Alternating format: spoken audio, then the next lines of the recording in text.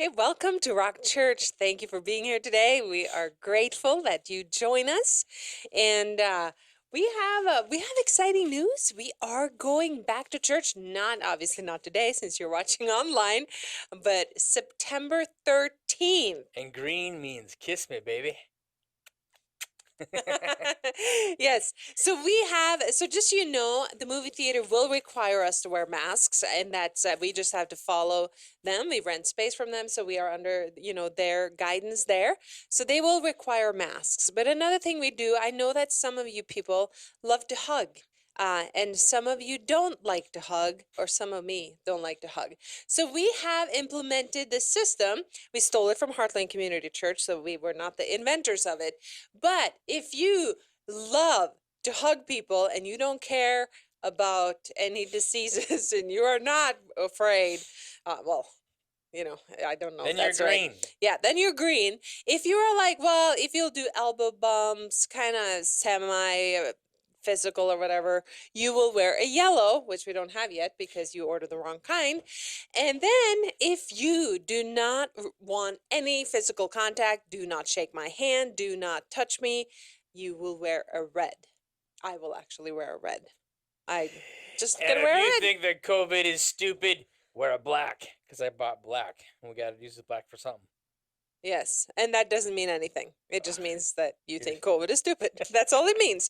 But it doesn't. But we just want to. So it's like a traffic light. Because we want to respect everyone, and we want to make sure that everyone can come to our church and feel comfortable, and that's why we want to make sure that. But none of my colleagues are having. So if you need masks to come to church, we're the church for you. Because I think most churches are not requiring masks. Yes, So. that's true. And you know what? I think we just need to make it fun. I have gotten all Disney masks. I need to do a little like thing on Facebook showing all our masks.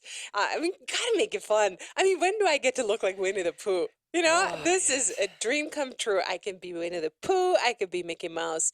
I can do, my secret dream, to dress up like that. Okay, a couple more things Yes. we do have to talk about. September 13th is going to be our first day back at the movie theater having church. It's going to be a very special day. Going to be preaching on the prodigal son through the eyes of a Rembrandt on that Sunday. It's going to be very fun. And yeah, right? You didn't know I was an art scholar, did you? Right. Yeah, well, we went and looked at his paintings. That's right, but I But didn't realize how cool he was at the time until we saw were. that. You that- were impressed. No, that giant mural, like the big one, as big as a room, that was impressive. Anyways, he painted the prodigal son, and we're going to look at that.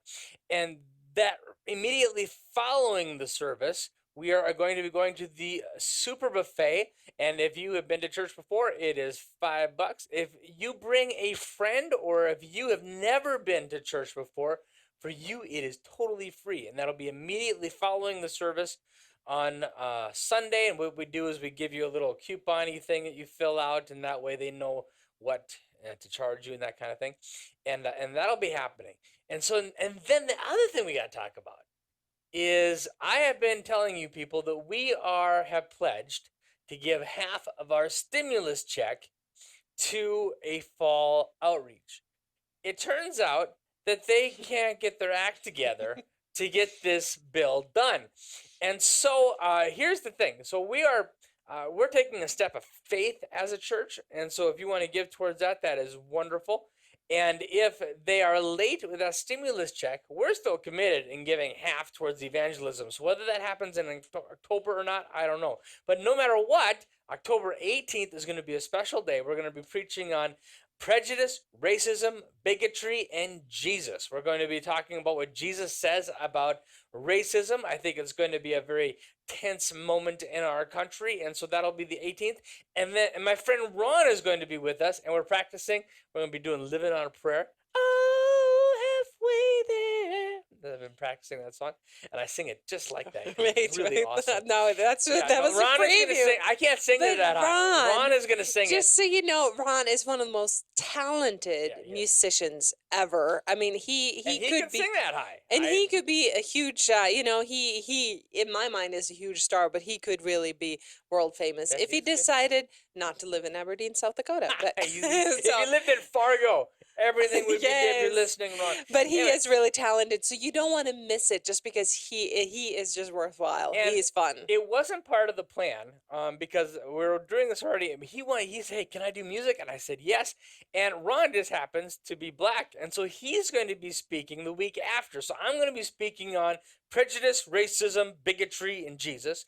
And then he is going to share as a minister who is African American the week after. And so Maybe he has to like correct you. yeah, he'll on what straighten you're out wrong. anything I got wrong. He will take care So, of. but we're just so excited that he'll come and It's gonna be join us, fun. and It's it gonna would be so fun. fun, so fun, Yep. so fun. And some And that's in October, That's so don't October. confuse that with Right. September 13th. September Right. 13th is just the back to church. Did you talk about the Chinese buffet after on September 13th? I just did it now. Oh, okay. You weren't listening like 5 minutes ago? I don't know. You there Two was so, announcements. no, I I walked through thought the you whole did. thing. And there was so many words. So I tuned out. No, I don't know. Okay. Okay, never mind. I just wanted to make sure we covered everything. If you make sure if you have a prayer request, text that to the text anything number, and just know that we are with you. Yes. Lord bless you guys. Okay. Thank you, wife. Would you take a moment right now and pray with me? And close your eyes or just say it in your mind, whatever you want to do, and say, Jesus, help me to be what you want me to be, do what you want me to do, because people without you go to hell. Thank you, Lord. And thank you for being here. We almost get to be together. I am so looking forward to it. Now, we are now beginning a series that is going to be a bunch of weeks long. I don't know how long. It's going to take us into the time when we're together. And we're going to be looking at the lost parables. Now, if you know me, you probably know that they would be especially important to Rock Church because we are all about getting Jesus to people who don't know Jesus. And of course, lucky for us, Jesus talked about it a lot. And that's why it's so important to us, because I really, really believe that it is very, very important to our Jesus. And so we get this story of the lost sheep. We're going to look at a lost coin later on. And just so you know, then we're going to hit the prodigal son. Now, I know you probably heard the prodigal son preached on before, but we're going to take 4 weeks for the prodigal son. That's right. We're going to have an introduction. We're going to be looking at Rembrandt, actually, and he's going to take a large portion of that introduction, and that's going to happen on the 13th of September. And that's the same week, of course, that we're going to be having church at the movie theater for the first time in a long, long time, and also the Super Buffet after church. It's all on the 13th of September, and that is going to be Rembrandt and the Prodigal Son. Then we're going to go through the son, we're going to go through the dad, and we're going to go through actually I'm 2 weeks on the son. The first week is feeling trapped. The second week is coming home. Then we're going to go through the father and the son from their different perspectives. And so I'm really excited about it. I think we're going to learn a lot. And I think it's going to be really important as we move forward into this fall and more specifically to October 18th. I think that's going to be the day where we're going to do some special things here at Rock Church with prejudice, racism, bigotry, and Jesus. That is going to be on the 18th of October. That date might change just a little bit. So we are going to be diving in to how concerned God is with lost things, and particularly lost people. That QR code that's been on your screen there, that'll bring up this mind map that we're about to go through together. And we know, of course, that Jesus was a friend to sinners. And we get this story because Jesus is sitting with all the Pharisees. Now, of course, the Pharisees were legalistic jerks. They were spoiled brat, old fart Christians. They weren't Christians, I guess, but they were spoiled brat, old farts who thought they knew God better than anybody else. And so there they were, and they're talking to Jesus, and they're kind of putting down the people around them. And so it must have been just kind of a crazy scene And Jesus, not only is he rebutting the Pharisees because he's having this conversation with the Pharisees, but he's also giving instructions to us. He's sharing with us his priorities. And of course, this we're going to be reading today in Luke chapter 15, verses 3 through 7. But this is so important that actually Mark put it in his gospel as well, in Mark, actually as Matthew, not Mark, in chapter 18. And now the Pharisees have been faulting Jesus for associating with people that they thought were terrible sinners. They're all gossiping about him. You ever been the focal point of gossip? Well, that is what's happening right here. They're all talking about him. He knows they're talking about him. They ask questions of him to try to trap him and make him look bad. And Jesus he decides that he's just going to put them in their place. He's going to slam them down. And this is how he does it. So Luke chapter 15, verse 1, and it says, tax collectors and other notorious sinners came to listen to Jesus teach. And this is what had the Pharisees so completely teed off. They're like, how can he associate with people like this and say he's a godly man? A godly man would never associate with that. And we can still do this today. A lot of Christians that they were, they're above people, and we don't want to be that way. So Jesus help us. So that's what's happening. Jesus is hanging out with unsavory folks, and it's irritating them because they're coming to listen to Jesus, and Jesus is speaking to them in a very gentle way. I find it fantastic in the scripture that who is Jesus hard on? Yeah, spoiled brat, religious, legalistic jerks. Jesus chewed them out and was very tough on them. Do you want to know who Jesus was always gentle with? He was always kind to? That's right, it was the people the furthest away from God. Verse 2, this made the Pharisees and the teachers of the religious law complain that he was associated with such sinful people, even eating with them. So Jesus told them a story. Jesus told them a story. And then, so Jesus is going to dive in and he's going to tell a story about sheep. And the story is going to have three parts. First is the search. Luke chapter 15, verse 5. If a man has 100 sheep and one of them gets lost, what will he do? Won't he leave the 99 others in the wilderness and go and search for that lost one until he finds it? So he knows the sheep. He seeks that one. Jesus knows that sheep has a black spot on his right hoof. He knows that is the sheep that comes up and nuzzles his knee. He knows maybe that is the sheep that is a rebellious old fart, and he's always causing problems. Whoopsie, there goes my clicker. He only has one thing on his mind when it comes time for the sheep. He's thinking about that sheep. Now, a few things about sheep. Now, I remember, I've heard a lot of preachers, and they say, well, sheep are dumb. They'll say that, right? But sheep are other things too. Number one, they're defenseless. They are easy meal for a wolf. They're just out there wandering. They don't know they're lost. They don't care. They're like my dog, actually. My dog, she'll just wander off, and she doesn't know she's lost. She doesn't care. She just sees somebody across the street and says, oh, look, my new best friend. All my other dogs, I could let them out. They'd hang around the house. They'd lay in the garage. Not this one. As soon as she has a chance, she's just happy-go-lucky, and she's just going to go meet some new friends, And then she got arrested, and we had to get her from the dog jail, and so that's how that is. But defenseless. They're utterly defenseless. Actually, and they're also senseless. Now, a dog eventually will come home, a dog or cat. And actually, my dog did do that. One time she left the house, and she went down the block.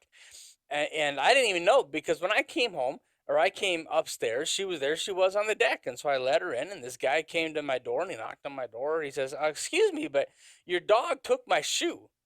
I said, no, she didn't. She's right there. No, yeah, your dog came into my garage and took my shoe. Now, just see, my dog has a fascination with shoes. She's got there's something psychotic with her. She carries them around all the time. She's never chewed a shoe. Only dog we've ever had that has never chewed a shoe.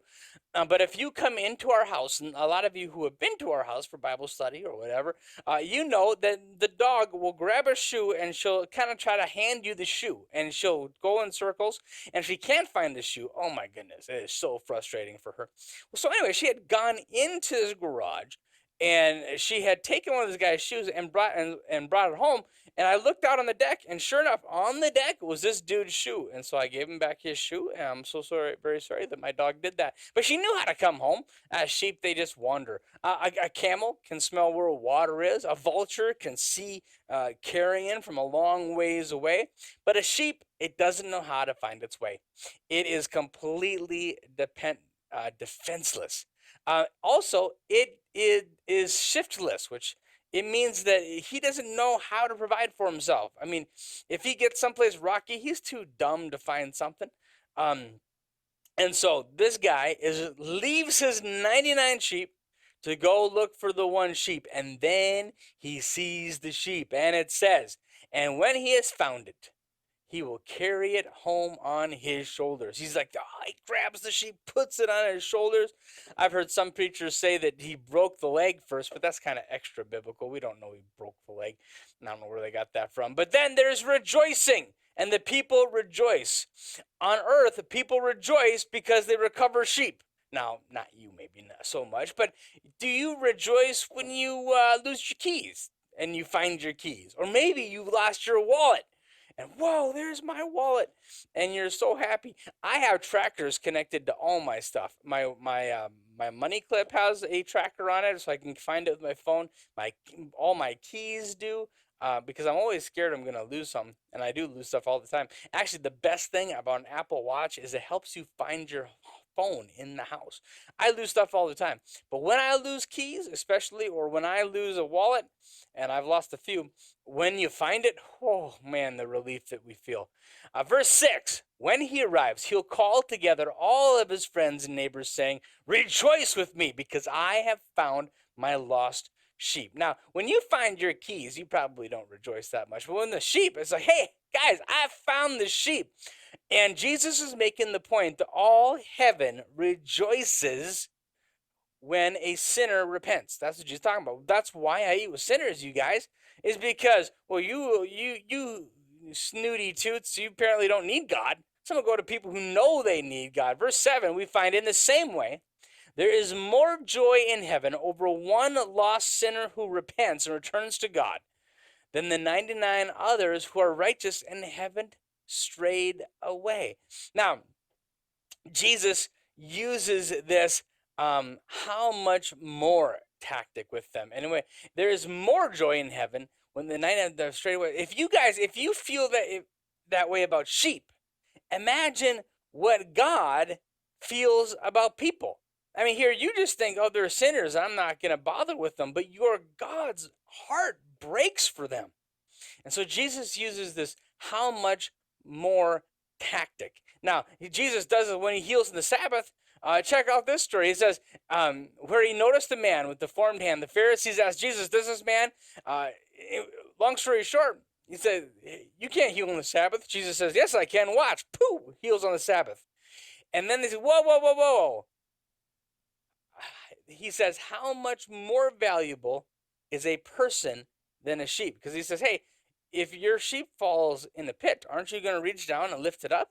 Well, how much more would your God love you then? And so he goes lesser to greater. If you do it this little bit, God does it a whole bunch. And I'm just here to tell you, God's love is always more. Matthew 6:30, one of my favorite verses. And God, he cares so wonderfully for wildflowers that are here today and thrown into the fire tomorrow. If he's that, he will certainly care for you. Why do you have so little faith? Now, generations of Christians have been looking at this story of the sheep, and there's a number of interpretations for it. The early church, actually, this was kind of interesting. They had this idea. The early church saw the shepherd as an incarnation of God's, to seek out humanity, and the 99 were understood to be the angels. And so all of humanity was the one, and the angels 99. However, modern scholars don't look at it that way at all. Modern scholars recognize, and I think you probably see this verse this way, that Jesus is looking for lost people. He is seeking the lost. And going all the way back to Ezekiel, and you can go back and read that later on your own. But in Ezekiel, he's talking about how he's seeking out the lost ones, and it's like sheep. Now you might say, well, that's kind of crazy. Why would you leave 99 and leave them so vulnerable and just kind of leave them alone? Don't you know that, and then just to go find one? Well, Jesus having to find the 99, it seems crazy until you are the one that he is seeking.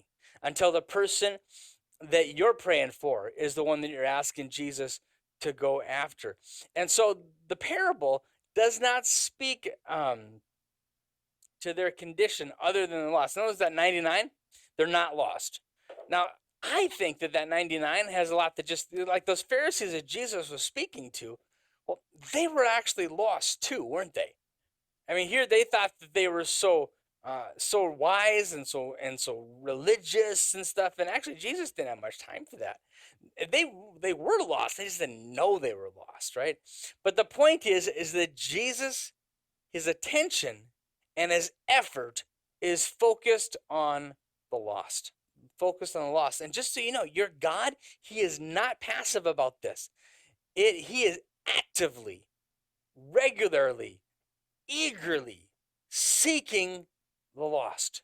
And remember I told you that the shepherd knows his sheep? Well, you're Jesus. He knows you. He knows you so completely and so intimately. He knows his sheep. Matthew chapter 10, verse 30, it says, and the very hairs on your head are all numbered. Look at this beautiful story in the Psalms. Oh Lord, you have examined my heart. Isn't that kind of scary?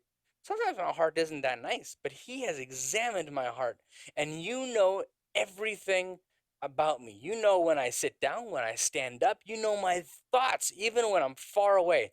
You see me when I travel and when I rest at home, and you know everything I do. You know what I'm going to say even before I say it, Lord, which is really saying something, since what I say doesn't always go through my brain first. And so God, he is amazing. You know what I'm going to say even before I say it. You go before me and follow me. You place your hand of blessing on my head. Your God knows you. Look at what Jesus, he prayed for you. I got proof.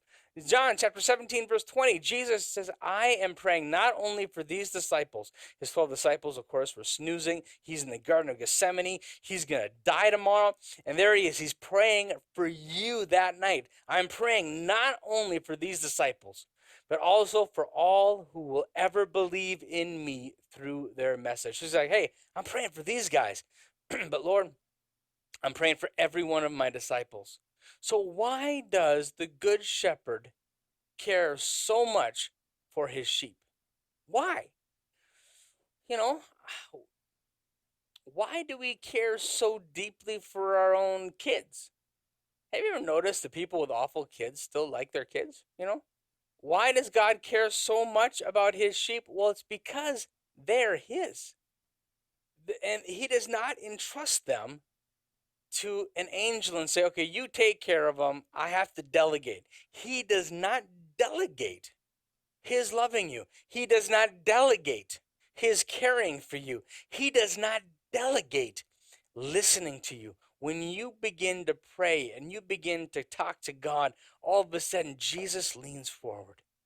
He leans forward because he knows you and he loves you because you're his. He created you. He made you. He knows you. And how powerful is this? Would you listen to this for a minute? Not only does he know you, but he still likes you. He loves you so much. Now, we tend to know these things in an abstract way, but we either don't put them into practice or we don't look at ourselves that way. We don't look at how we treat others. but it affects us in how we run our lives and how we run our churches. And that is why Rock Church is different. We are different in some very specific ways.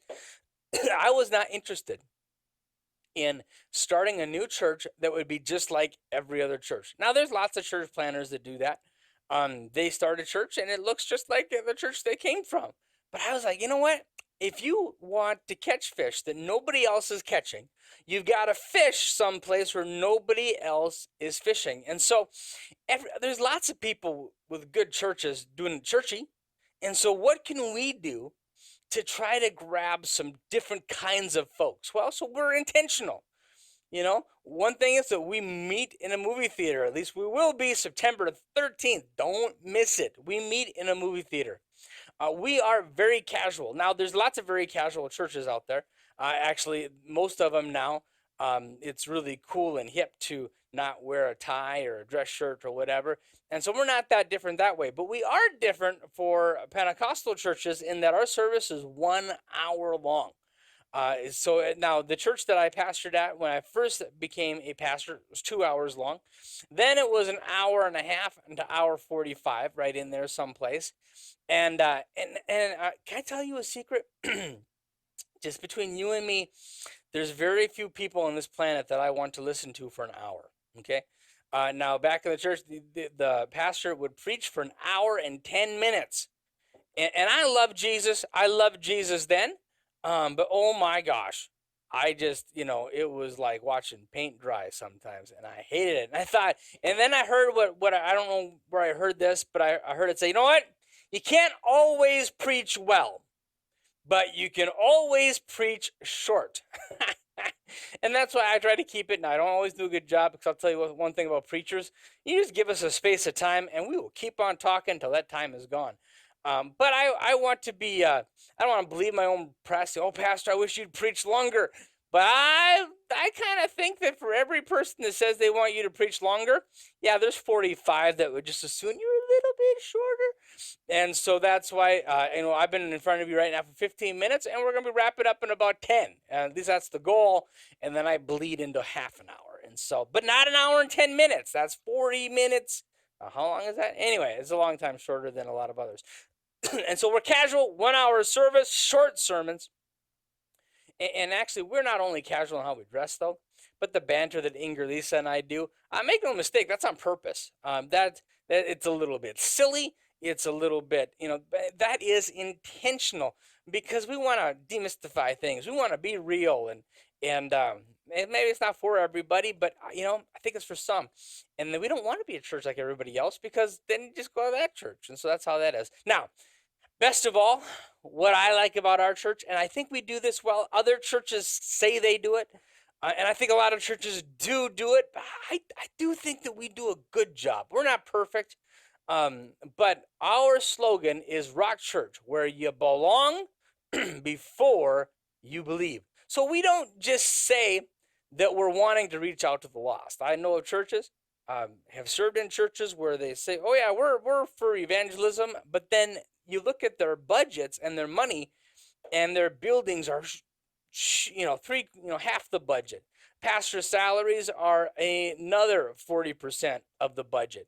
And so by the time it's time for evangelism, there's nothing left. And so are you doing ministry if you aren't being aggressive in pursuing people who are far away from God? And I'll tell you what, we do. We do. And we got people in our church I can walk you up to and introduce you to them. Times when I spent a bunch of money on Facebook and they came to church, and now they're part of our family, and they didn't go to church anyplace else before. And that's why we have a church. And so we're not just saying it, we are doing it. I'm not claiming to be the best at it. I'm not claiming any of that, but Jesus knows that I am seeking that lost one. Anybody can, the disgruntled religious people that jump from church to church, yeah, let those other churches fight over those folks.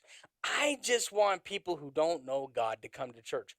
And that's why that belong before you believe. I wonder if I got that. Yeah, Rock Church, where you can belong before you believe. And we're going to talk more about that in a minute. But I'm excited about that. I just love that phrase. Now, knowing that we're making ourselves less attractive to the 99 Christians, there are things about our church that I know makes us less attractive to the 99 because we're chasing the one.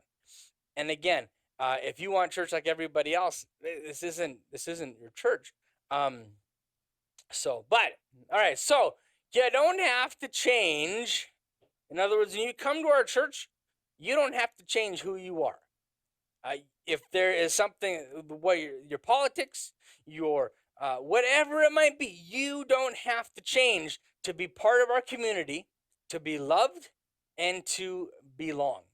Now, if you come and your worldview is very different than a biblical worldview, when you come, I hope to be your friend. I hope to love you. I hope to help you through troubling times. I hope to laugh and joke. If you don't have a biblical worldview, you're not going to get to preach. But I'll tell you a secret. There's a whole lot of Christians I wouldn't let preach, just so you know. And so that's really not saying too much. People say, "Oh yeah, well you have to get to this big standard before you start, serving and volunteering at the church." Now there are some volunteer roles that require a biblical, good theological worldview and that kind of thing. And that'll always be the case. But you don't have to change for me to respect you. You don't have to change for me to love you. You don't have to change for me to listen and seek to understand where you're coming from and to be gentle. And because if the Bible works and God is who he says he is so much better than I am at changing anybody's mind. And so we lift up God's truth, and it's him who does the work. It's God's job to change people. Could you write that down someplace? It's God's job to change people. Well, they've been coming to church for, this many years and they're not changing, Scott. What's wrong? You got to be doing more fire and brimstone preaching. Well, if you hang around Rock Church for a little while, you know that I preach holiness all the time. I will tell you all the time to get rid of the sin in your life, as the Bible calls it, and pursue God. I'm a preacher. That's what I do. But I say that, and then even if somebody is far away from the ideal that I am proclaiming, I cannot change anybody. That is the Holy Spirit's job. Now, I preach the word. I lift up God's ideal. I preach the truth, and as the Bible calls it. But boy, God is a whole lot better than I am at changing people. And so I don't have to, because when we try to do it ourselves, you want to know what that looks like? You've probably done it in your life. Manipulative people do this. They shame. You remember my big fat Greek wedding? It's like, yes, you come to my mom's house and you get a full serving of whatever with a huge side of shame. And that's, families do that, right? They bring the shame, but it doesn't work. If shame worked, I'd use it, right? I would try to make you feel like you should live in a toilet but it doesn't work. Why in the world would I do something that pushes you away? That's exactly what we do when we try to do God's job.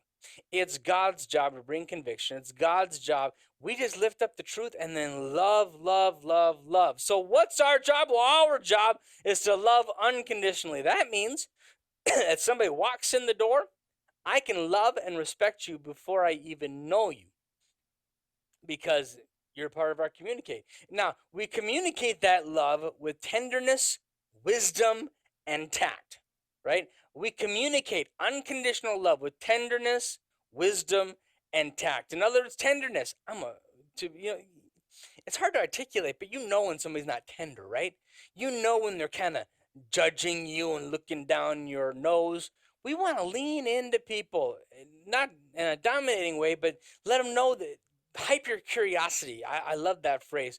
When I'm in a situation where somebody is very different than me, I try to flip a switch where I just want to understand them. I want to understand their perspective. Doesn't mean I'm going to agree with their perspective, but people feel loved when they feel heard, and they feel heard when they feel understood. And that happens when we are hyper curious. And so we present and live the truth with a humble heart and a tear in our eye. In other words, we never come down with God's law, and God has a law, make no mistake, but we don't come down with it in a harsh, judgmental way. Instead, we come with a brokenness because we all need Jesus. So God has involved us in his work of salvation. Now, that might make you uncomfortable. I can tell you that it makes me uncomfortable. Whoa, whoa, whoa, whoa, whoa. I'm involved in the process of salvation. Well, yeah, because we are his representatives on this planet. You're it. Jesus ascended into heaven and said, go into all the world and make disciples of every creature, baptizing them. So that is what we are called to do. We are God's plan for this planet. We're it. Now, Jesus, he's going to return again, but after that is judgment. We are the ones who carry this torch.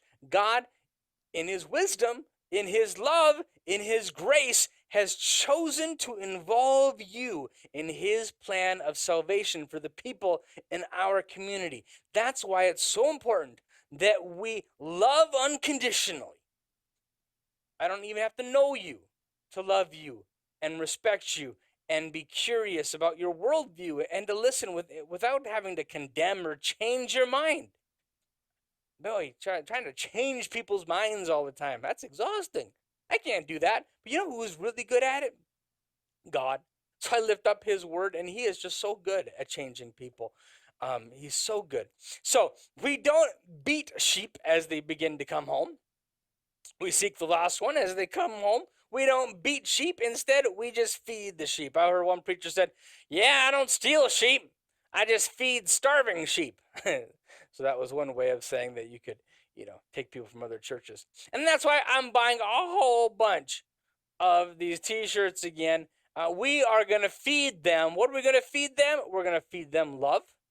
We're going to feed them respect. And we're going to feed them food. Wait, what? Love, respect, and food.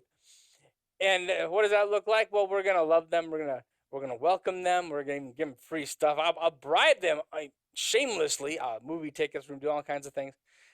But this is the thing. I can give someone a movie ticket. Maybe they'll come to church once. But people come and stay in church because they belong. And at the Rock, where you belong before you believe. Atheist, no problem. You can belong here. Wiccan, no problem. You can belong here. You pick the category of person that would sometimes feel uncomfortable in a church. Can you belong at the Rock? Not only can you belong at the Rock, but there have been some people, and I don't want to throw labels out there because that just makes it kind of feel icky. Labels are dangerous things. But somebody who's typically not accepted in a church, they're living in a very non-biblical way, and they come to the Rock, and then they come back again and again. That is the biggest compliment I could ever get. That you know that I love you, but you also know that I don't agree with this or that part of your life. But see, unconditional love, it's not that people don't like truth so much or don't like your perspective on truth. People disagree on stuff all the time. What they don't like is to feel judged. And when we do a really good job of loving, we can disagree without hate. Oh man, that's powerful stuff right there, just so you know it. So, if you are away from God today, if you are someone who is nowhere near the Lord, I got good news for you. Right now, in this moment, his attention is focused on you. Now, sometimes I'll take, we used to do services in this place, and there's a lot of there's homeless people there and stuff. And my church people would come and help me hand out food and things. And oftentimes people would come thinking that they would get time with the pastor. But you put me in a room, and my heart, and this is unique with me, it's just a gift that God has given me. I tend to drift towards the most hurting person in the room. I did it in high school. I've did it, and it really shows itself when we're in a room and there's homeless people there, and my church people come and they want to talk to me. So I just feel pulled the whole time to go talk to one of the homeless guys. It's really a funny thing, and they'll get frustrated sometimes. They'll wait in the line to talk to me, and that happens at church. Our church is a little different, because you're there for your church people and stuff. But still, if I have a sense that there's somebody far away from God, I feel a pull in me. That's why I really believe that God has called us, Ingridisa and I, to be at Rock Church. It is for that, because there's this pull inside. So God, all this time, his attention is focused on you, and he has been laying plans to reach you. And right now, today, what he longs to do is for you to lift your eyes up and say, Lord, if you're going to love me that much, if I've got a God who cares about me so intimately and deeply, if that is the truth, Lord, what a fool I would be not to receive and walk in that grace and love. And so would you reach for him this morning? Look up and just take his hand and begin to lay everything at his feet. Lay your sin at his feet. Lay your brokenness at his feet. Lay your all of that. Lay it at his feet, because what's going to happen then, he's going to take you and he's going to lift you onto his shoulders. And when you are on his shoulders, you're going to experience some beautiful things. You're going to experience rest. You're going to experience protection, and you're going to experience a relationship. Now, some of these religious folks, they're all grumpy and nasty and judgmental. Can I just encourage you that that is not the way your Jesus is? They're not representing him well. Because when you are with him, you get rest. When the whole world's going crazy, you can rest. When others are living in fear, we live in his protection and his love, and in a relationship. And now, when you turn your eyes up and you say, Jesus, I give you my life, everything I'll ever be, I lay it at your feet, God. I lay my sin down. I don't want to live that way anymore. I'm going to live according to your word, dear Jesus. When you do that, well, it's like you found that one sheep, and there's a party in heaven, and you are the source of his great joy. You can make Jesus smile. You can make him laugh with delight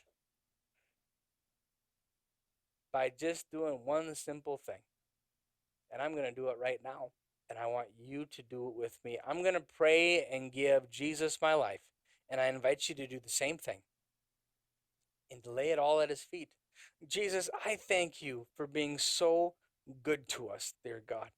And I thank you, Lord, that you have got our back. You've got my back even when I'm not paying attention to you. But God, please, oh please, take my life and create in me a clean heart. I can be so broken and so prideful and so nasty and hateful and angry. God, I lay it at your feet and I confess it. And Jesus, forgive me of all of my sins. And then create in me, make me the man, make us the men and women that you are calling us to be. And that's why, Lord, we started off by saying, Jesus, help me. I do not have the ability on my own. Jesus, help me to be what you want me to be. Do what you want me to do. Because, Lord, ultimately, people without you go to hell. And I certainly don't want to go to hell. But not only that, my city, there's so many people living far away from you. And the word tells me that the people who don't put their faith in you spend an eternity away from you. God, would you use our lives to spread the gospel, to tell people that there is a God that loves you and he came for you. So, Lord, we give you our lives in Jesus' name. Amen. Now, if you prayed that prayer with me today, I just invite you to come to church.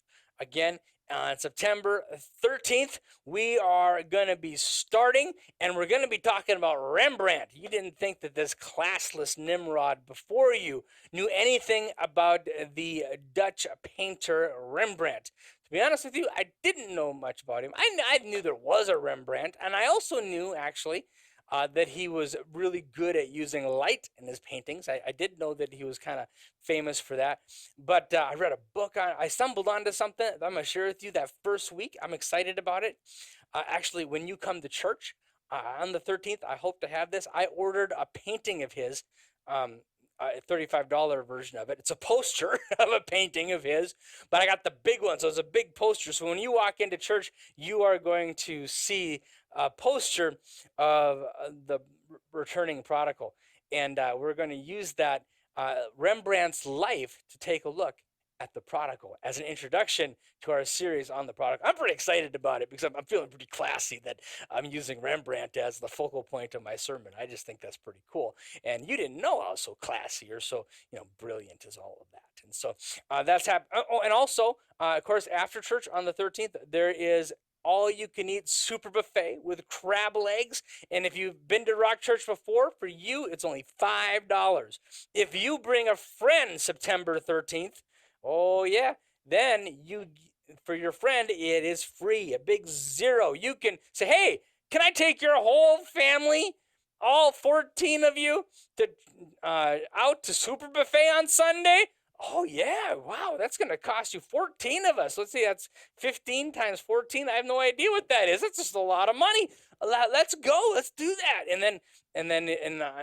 It'll be Rock Church that you'll bring them to Rock Church, and then you go to Super Buffet right afterward, and you're going to be so blessed because your friends are going to be like, oh my gosh, you are so brilliant to go to a church that gets you Super Buffet for $5 and free for us. Oh my goodness gracious. So that's, you want that in your life. I just know that you do. And so come and help us make that happen. How many churches do you know? All right, just a minute now. This fits in with our sermon today. Now I'm just babbling. If you're bored, you can turn this off.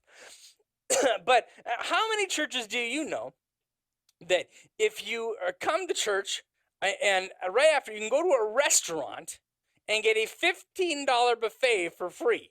How many of you know a church like that? Okay. How many of you know? I don't think, I never heard of one, but I know of one. That's us, Rock Church, baby. So just saying, why we do it? Well, because we will do anything short of sin to tell somebody about Jesus. It's one of our 4 core values. We will do anything short of sin to tell somebody about Jesus. And so, if they are far away from God, far, far, far, far, far away, but they'll come for free crab legs, oh, you better believe. Why wouldn't I buy them crab legs? Are you kidding me? So, anyway, Rock Church, where you belong before you believe. Oh, by the way, the text to give, please take advantage of that. Thank you for all of you who have been so faithful. We are spending some money this fall doing the things that I've been talking about. We don't really have the money, but it's a step of faith, and God has got our back. And so we're just going to move forward because I'm not interested in pastoring a church where I can't reach out to the lost. And so we're going to do it. We're going to go for it. And now what happens if the church runs out of money? Well, we'll figure that out. It'll hit yours truly hard. Anyway, love you guys so much. Look forward to seeing you September 13th. May the Lord richly bless you, and we will see you soon.